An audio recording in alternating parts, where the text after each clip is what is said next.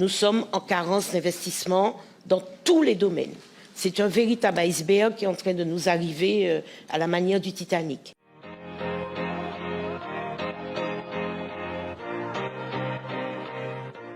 Bonjour à tous, Monsieur le Président, Madame la Directrice. Je vais vous parler de ce qu'on appelle l'outre-mer, même si ce n'est pas un terme que j'aime parce que j'estime qu'aucun de ces 10 pays ne se ressemble. Je vais vous parler plus particulièrement de la Martinique.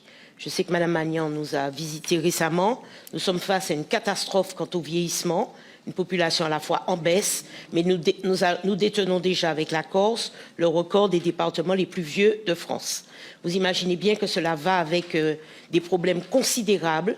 Il faut pouvoir faire garder les personnes âgées, les assister, les héberger aussi. Et nous sommes en carence d'investissement dans tous les domaines. C'est un véritable iceberg qui est en train de nous arriver à la manière du Titanic. Donc, si on rajoute en plus un certain nombre de données, par exemple, le coût de la vie qui est, par exemple, dans l'alimentaire, supérieur de 38% par rapport à la France, on se rend bien compte qu'il y a une équation qui sera difficile à tenir.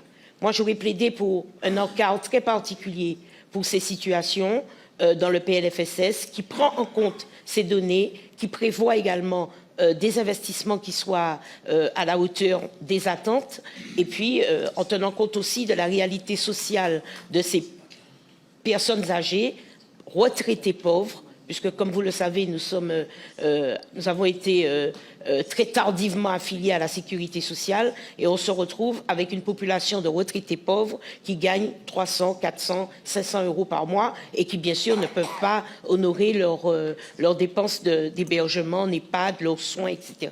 Donc, quid des dispositions qui seraient prises très particulièrement par la CNSA dans cette réalité, au vu de votre expérience que vous avez vécue récemment, et des données qui n'arrêtent pas de nous alerter, contre lesquelles nous nous battons, effectivement, mais il va être très compliqué d'inverser rapidement une tendance et un virage à 180 degrés. Merci. Merci Jean-Marie Vanlin.